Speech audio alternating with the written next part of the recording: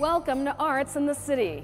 I'm Magalie Laguerre-Wilkinson, and this month we're not only celebrating the holidays, but we're also going to take you on a new and unusual exhibition here at the Brooklyn Museum. It's called A Year of Yes, Reimagining Feminism.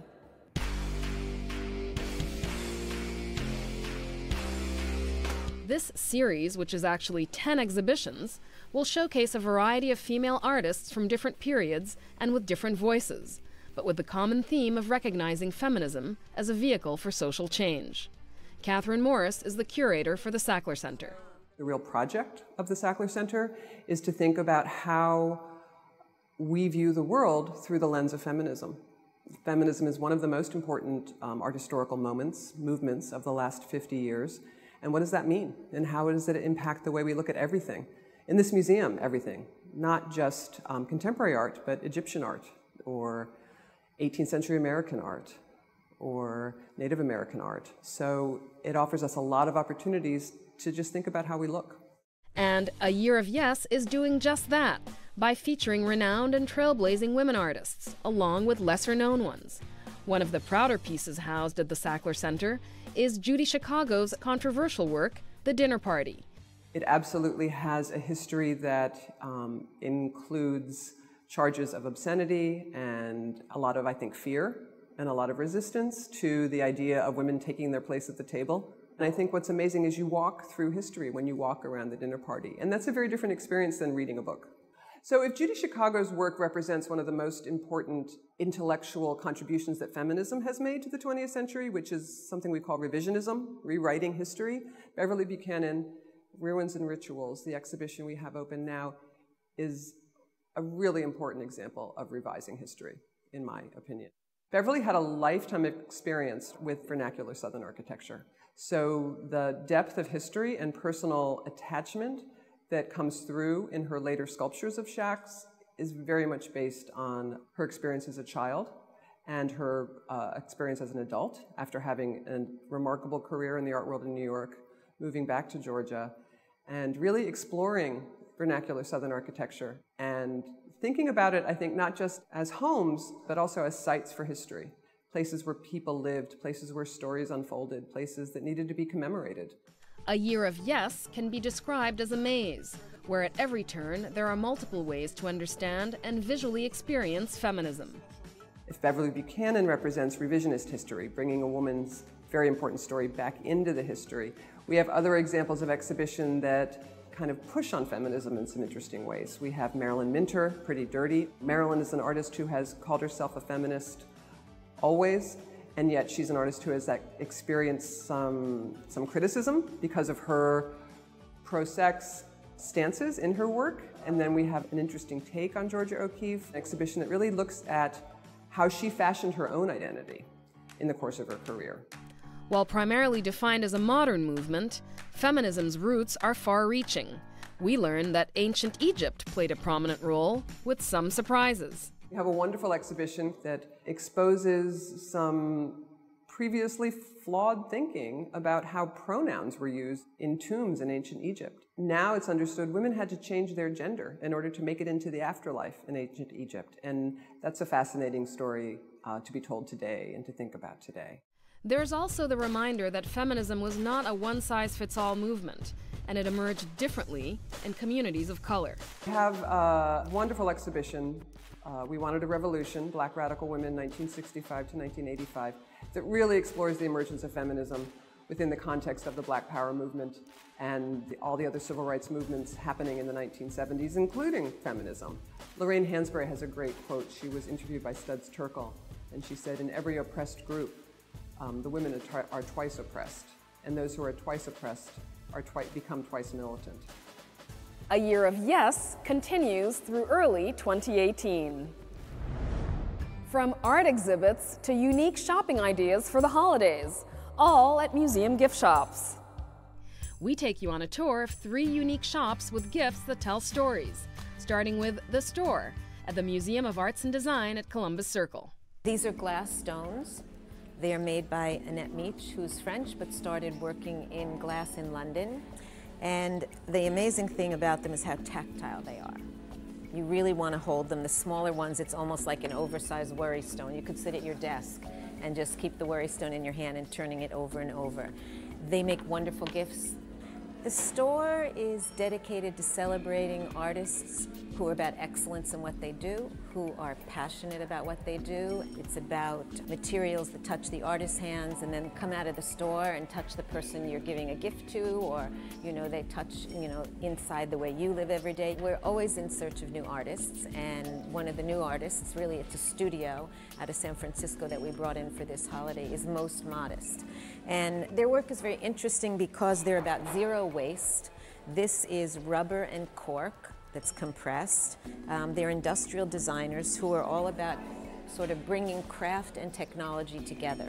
Then there's the handbag raincoat, cleverly designed by a young woman to protect bags from the rain. You'll also find gorgeously designed jewelry from artists from around the world at every price point. This is Monica Castiglione. She's from Italy, and she uses a really interesting technique of 3D printing, which no one thought it could work in jewelry. Everyone thought it was just going to be for, I don't know, like little cars or something. But people who are passionate about the material have studied it enough, and they now are making jewelry with it. Another shop with gifts that tell stories is the Gallery Store at the Smithsonian's National Museum of the American Indian in Lower Manhattan. Here, it's the stories of Native Americans from North and South America. Our merchandise is authentic, native-made, as opposed to being a reproduction made by someone else. They all have stories behind them that go into the richness of native cultures and native histories. Our buyers constantly source new merchandise from all around the globe. We have a great selection of Navajo jewelry featuring sterling silver, mostly with turquoise, often featuring an array of other gemstones and coral. We have pottery from all over the Southwest United States, featuring tribes such as Jamez, Navajo, and Zuni. Designs featured on our clay pottery can be motifs that have been handed down for generations. We have Zapotec hand-woven rugs and pillows that are featured 100% wool, made in southern Mexico called Oaxaca. Don't miss the huge selection of children's books and toys devoted to the Native American experience. There are also new silk scarves designed by the Native artist Jamie Okuma, and the handcrafted holiday ornaments. The last stop is at the New York Transit Museum shop at Grand Central Terminal. There's also another location at the Transit Museum in downtown Brooklyn. This is all about one story, the New York City subway. Where else can you get a memorabilia of the subway? Nowhere but Grand Central Station and the Transit Museum in Brooklyn. And our stuff are specially licensed, so you can't really find these things anywhere. No matter what age, you'll find something for everyone, male, female, children, adults, grandparents, you name it, we can find something for you here. This shop has everything Subway, from apparel, household items, cards, games, to a huge collection of New York subway trains for kids of all ages, like the battery-operated sets and the wooden subway cars with letters and numbers. They're all compatible with Thomas, Chuggington, and Brio. Those are big hits for kids. You'll also find the largest selection of token jewelry at the Transit Museum store. Although they made millions of most of the tokens, it's not that easy to get it. So they have a representation in jewelry, from cufflinks, necklace, bracelets, and people just love the idea to just hold on to a memorabilia for years. Gifts also feature the beautiful design motif from Grand Central's main concourse sky ceiling. And while you're shopping at the Grand Central Station location, you can also see their 15th annual holiday train show for free. Artist Colette Fu creates one-of-a-kind pieces with sculpture, bookmaking, and photography. She makes pop-up books, but it's what she does with them that'll change your mind about what you think about this medium. Paul Lin reports.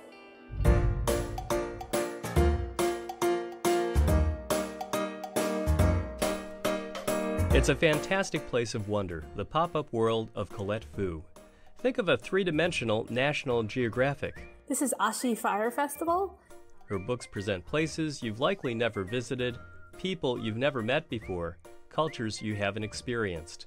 It's off-road travel with a guide who takes you places that few get the chance to see in person, and in a way that's both unexpected but immediately accessible. I guess for the most part, most people, or almost everybody, when they open up any pop-up book, including mine, there's always an element of surprise, a big smile and delight and awe, and that's what intrigues me a lot about the form. That old adage, don't judge a book by its cover, definitely applies here. Flat when closed, these books unfurl with an explosion of information and color. Then, just as quickly, they fold down flat, ready to amaze the next viewer. So this is a story based on an ancient scroll of the Naxi people where they talk about a journey of man. Most of Colette's current work centers on Yunnan, home to more ethnic minorities than any other province in China. Over 2 decades, she's visited China a half-dozen times. Her photographs capture rich diversity, presenting how ethnic groups live their lives right now, sharing some of their customs and cultural identity. Like the Yao women of Baiyi village, Colette asked why some wear special red hats. She said that there was a story about when the women would walk through the forest, the leader would wear red plantain flower on their head. So that evolved into this hat, which to them represents leadership. Colette wasn't always so interested in China. Growing up in New Jersey in the 80s made it tough for her to identify with her heritage.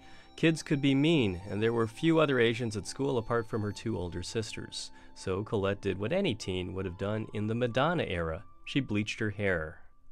I like to peroxide my hair and spend a couple hours every morning curling it and hairspraying it. I'd use like 1 bottle of extra hold Aquanet a week.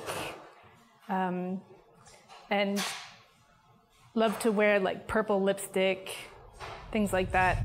None of this helped Colette deal with her own ethnicity. By her mid-20s, she found herself traveling to China for the first time on a trip that included a stop in Kunming, the capital of Yunnan, her mother's home province. There she learned her great-grandfather had not only once been governor of the province, he also helped start a university. Learning her family history filled Colette with a sense of pride, so when she got a job offer to teach English there, she accepted and stayed for 3 years. Over the course of those 3 years, I started traveling, taking pictures of places that I ended up traveling to, often alone. I realized that that's something I enjoyed. Colette enjoyed it so much that when she returned to the U.S., she formally studied photography both at the undergraduate and graduate levels. She also did artist residencies to learn how to make pop-up books and use her photography. In subsequent years, Colette returned to China on a Fulbright scholarship and more recently on an award from the Leeway Foundation. She also went to Shanghai on an artist residency, designing what would become the biggest pop-up book in China, measuring about 8 by 16 feet.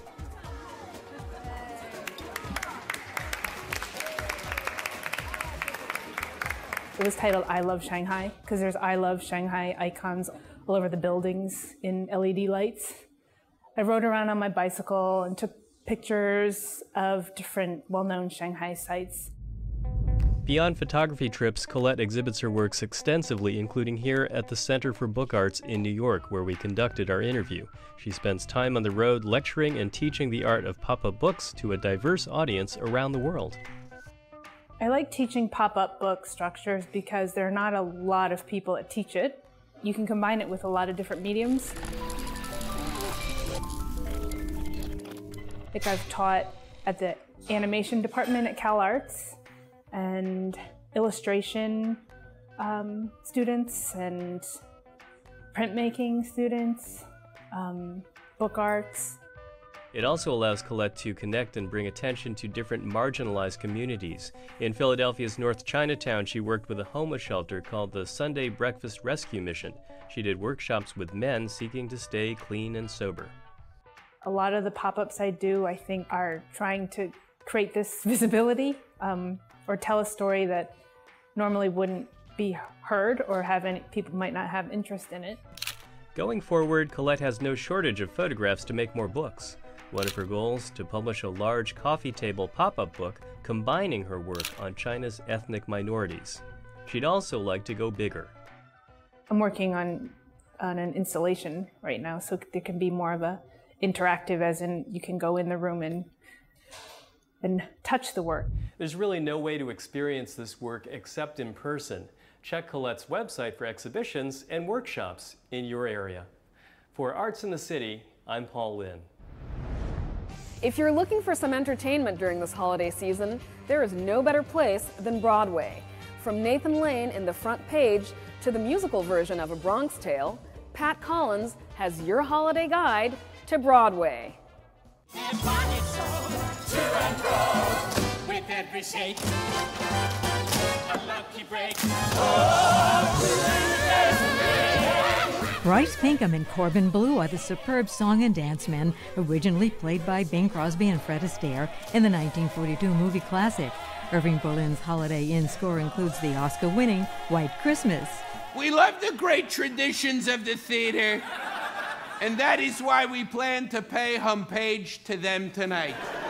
Two over 70 theater-obsessed Upper West Side bachelors Gil Faison and George St. Gigland and their respective 30-something alter egos, Nick Kroll and John Mulaney, have the best new comedy on Broadway.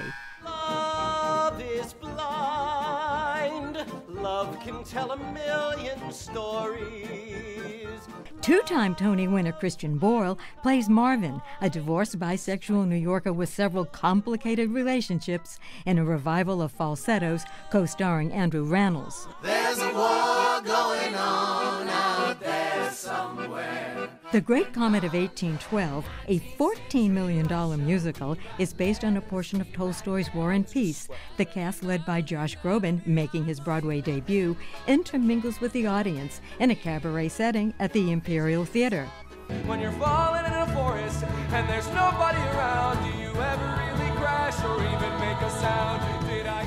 Ben Platt has the titular role of a nerdy, lonely high school senior in Dear Evan Hansen.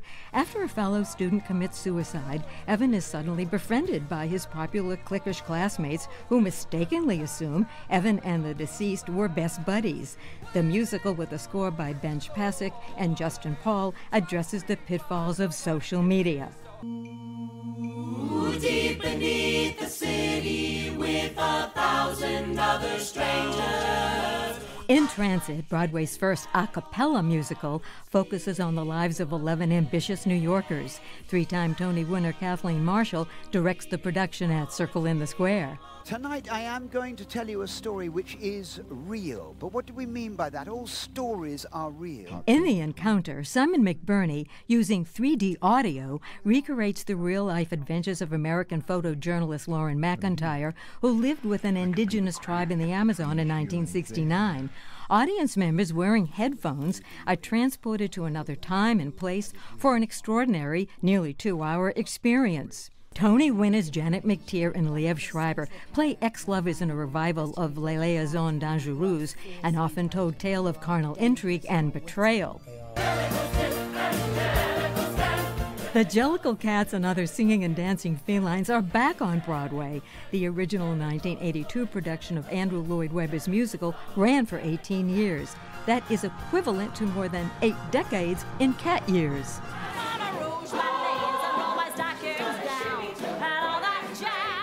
The revival of Chicago, the longest-running American musical on Broadway, is celebrating its 20th anniversary. The cast will razzle-dazzle audiences on December 25th and January 1st, in addition to the regularly scheduled performances. The Illusionists magically reappear for their 3rd consecutive year on Broadway, providing New Yorkers and visitors alike with an entertaining escape from seasonal stress.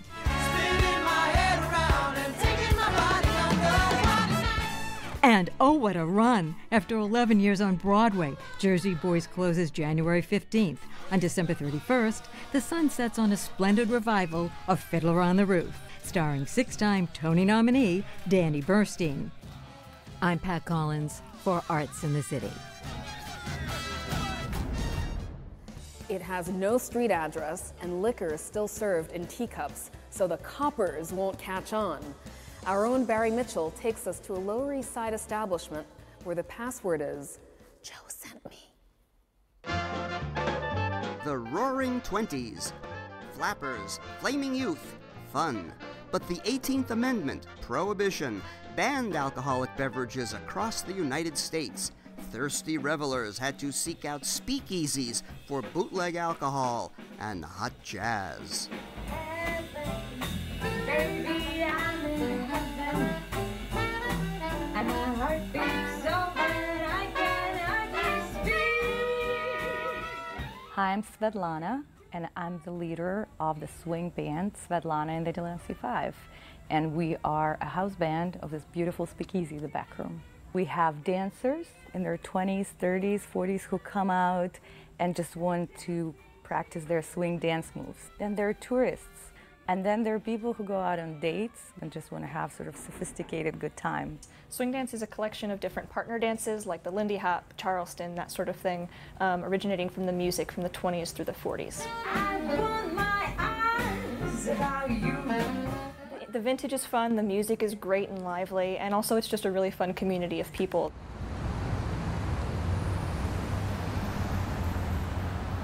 So Peter Curso, you're the manager here at the Back Room. Yes. And where are we now? We're in the alley that leads to the Back Room. The actual speakeasy. This was a speakeasy back in the day. Yes, back in Wow. the 20s. This was owned by Meyer Lansky, the famous gangster. How did you get into a speakeasy if you were a customer? You would have to knock, and then a fellow would look out and ask you for the password. The password is swordfish. Wow, look at this place. Where's the bathtub gin? We've been doing flash mobs here in the city for the last 4 years. Don't mean a thing if it ain't got that swing. I put up an event on Facebook. All my friends see that I share with different swing dance groups. People invite each other. I dance in the flash mob. We're doing one tonight. Anytime that Svetlana plays, we love to come out and dance for her. People love dancing in all kinds of strange environments. People also love dancing in ballrooms with spectacular dance floors. But I think dancers also love coming out and just like having a great time in those other environments as well.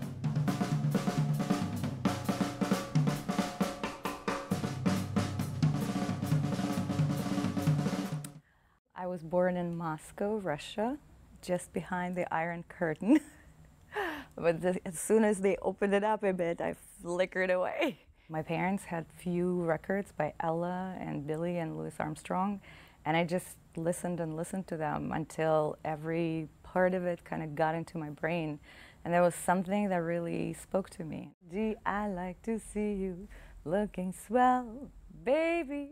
Diamond bracelets Woolworths doesn't sell, baby. Who knows what Woolworths is nowadays? No, there is no Woolworths anymore. Till that lucky CVS. day you... CVS doesn't sell, that's funny. Sometimes I love you, sometimes I hate you. But when I hate you, it's 'cause I love you. That's how I am, so what can I do? I'm happy when I'm with. I'm happy when I am with. I'm happy when I'm with you. Yeah, thank you. Svetlana and the Delancey Five, and the CD is Night of the Speakeasy. And you play here at the Backroom Speakeasy Every Monday night at 9 p.m. 102 Norfolk, down on the Lower East Side. Thanks so much. Thank you, guys. I'm Barry Mitchell, and you're watching Arts in the City.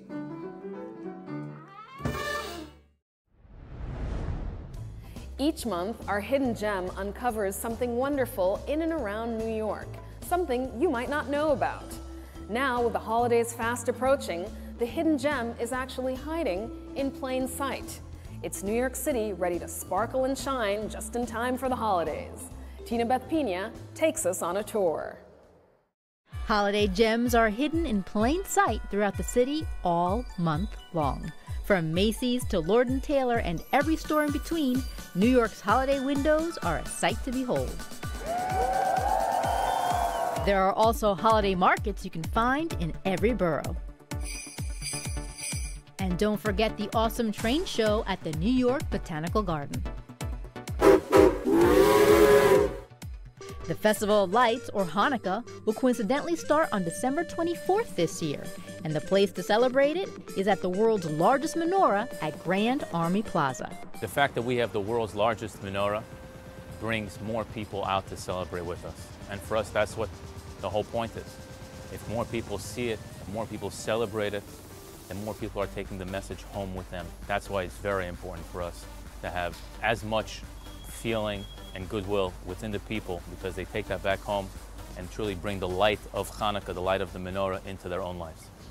If you don't want to venture out to Brooklyn, the American Museum of Natural History in Manhattan has their 38th annual Kwanzaa Spectacular on Friday, December 30th. The American Museum of Natural History has one of the largest and longest standing Kwanzaa festivals in the nation. We see close to 9,000 visitors annually in our Milstein Hall of Ocean Life, including world-class performances and an international marketplace. This year we have American Idol champion Ruben Studdard, who makes his museum debut at Kwanzaa. And it's just a great day to reconnect for the new year coming and with your family. So whether you celebrate Kwanzaa, Hanukkah, or Christmas, New York City definitely has something for everyone this holiday season. For Arts in the City, I'm Tinabeth Piña. That's our show for today. For more information on any of our stories, go to CUNY.tv. I'm Magalie Laguerre-Wilkinson, and we'll see you next time on Arts in the City.